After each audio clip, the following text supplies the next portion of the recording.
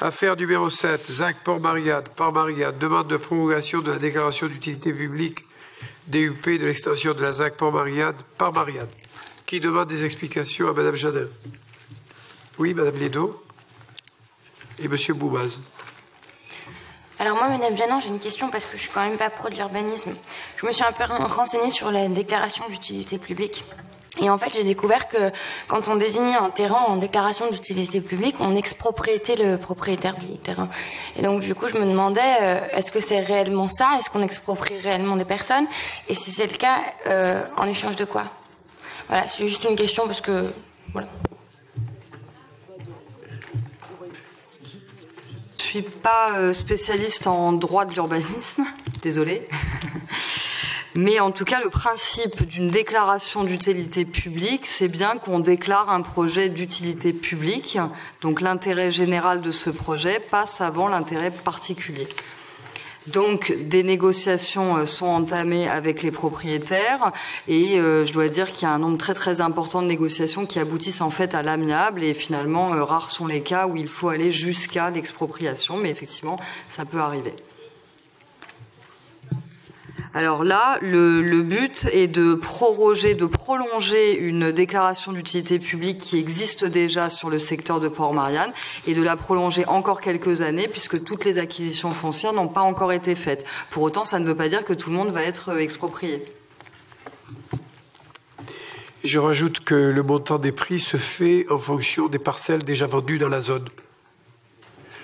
En fonction des domaines, pour avoir un échantillonnage assez juste des prix pratiqués sur la zone, sur ces zones-là. Après, il y a une négociation qui s'engage sur cette base. Monsieur Boumaz.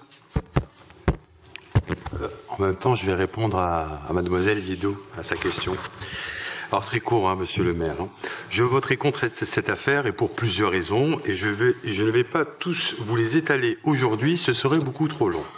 Mais par contre, je tiens à saluer ces trois résistants que vous appelez unité foncière, comme le dit si bien votre synthèse, ces trois résistants qui depuis 2007 se battent contre votre bétonisation à tout va et qui aujourd'hui nous amènent à voter cette délibération pour pouvoir proroger et donc prolonger l'arrêté de déclaration d'utilité publique voté le 23 avril 2007 qui, elle, avait déjà été prorogée une fois le 15 février 2012. En gros, vous nous demandez ce soir de voter cette affaire pour débloquer toute négociation avec ces trois protagonistes. Mais de quoi parle-t-on, monsieur le maire? De négociation à l'amiable ou d'expropriation de ces citoyens? Quand vous étiez candidat maire et président de la métropole de Montpellier, vous ne cessiez de répéter que vous êtes, ou vous étiez, tout est relatif, un candidat divers gauche, écologiste et citoyen.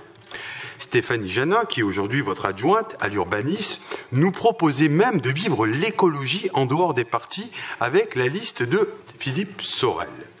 Mais Philippe Sorel s'est auto-attribué ses qualificatifs divers gauche, écologiste et surtout citoyen. Tiens, un oxymore. Mais ce qui me chagrine, monsieur le maire, dans cette affaire, c'est que vous ne voulez pas écouter ou entendre ces associations apolitiques, pour certaines, je le conçois, mais elles restent des associations, qu'elles soient du nord, de l'est, de l'ouest ou du sud de la ville. Associations qui ne cessent de vous alerter sur cette bétonisation de notre territoire et quand on connaît notre zone géographique et nos épisodes cévenols, nous avons de quoi nous inquiéter pour l'avenir de nos enfants.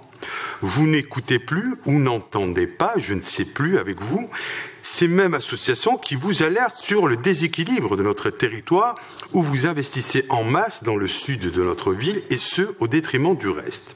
Monsieur le maire, avec ce revers que nous avons ramené de Londres, où vous nous annonciez avant de partir que Montpellier serait la capitale européenne de l'urbanisme, quand je dis revers, je ne parle pas de victoire comme vous nous l'avez fait croire, et c'est un peu comme les élections régionales, où vous nous parlez des 25% que vous avez obtenus à Montpellier, alors même que vous vous êtes présenté à la présidence de la nouvelle grande région Occitane, où vous avez obtenu à peine 5%, et ne parlons pas d'un laissez-le, parce que laissez-le parler, s'il vous plaît, ça fait un bon rappel d'histoire. Exactement. Merci de reconnaître que j'ai fait 25% au premier tour. Exactement. Alors je vais me répéter sur ce sujet-là. Dites les autres scores aussi.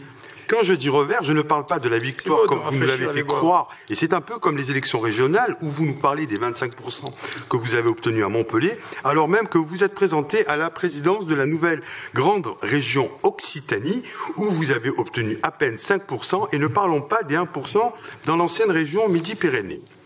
Ce revers à la British, où vous n'avez pas obtenu ni le prix de la ville européenne de l'année, ni le prix de la grande ville de l'année, ni le prix du grand quartier de l'année, ni le prix de la grande rue de l'année, et encore moins le prix du grand lieu de l'année. Parce que, Monsieur Boubaz, les prix dont vous parlez ne sont attribués qu'à des villes anglaises.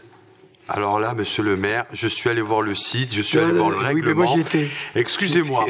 En sachant que les prix sont ouverts aux nominations de n'importe qui, monsieur le maire, l'Académie de l'urbanisme met en vedette 50 places réparties dans 5 catégories, qui sont rejetées à 3 finalistes dans chaque catégorie pour les membres de l'Académie qui ensuite visitent et évaluent chacun des 15 finalistes avant le vote final. Des villes anglaises. Non. Si. C'est faux. J'y étais. Non. C'est des nominations qui sont ouvertes à n'importe qui. C'est le règlement de l'Académie de l'urbanisme. Au final, sur papier, on est les champions. Sur papier, on est la seule ville française primée d'Europe. Non, sur papier, on est les champions, monsieur le maire. Sur papier, on est les champions. Mais sur le terrain, on ne l'est moins. Sur le terrain, on ne l'est moins. C'est difficile de le reconnaître pour vous. Tout cela, non, pas du tout. Je suis allé voir le site de l'Académie urbaniste, je suis allé voir le règlement, j'ai vu, voilà, c'est tout. Je suis... Vous verrez les affiches, ça vous évitera de perdre du temps à regarder. Tout cela pour vous dire, et je vous l'avais déjà précisé en début d'année lors de notre premier conseil de 2016, que 2016 soit une année de jachère et de réflexion.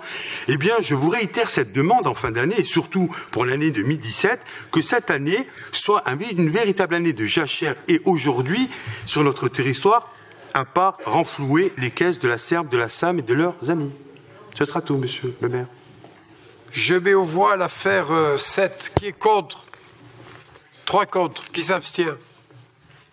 Adopté. Affaire 8.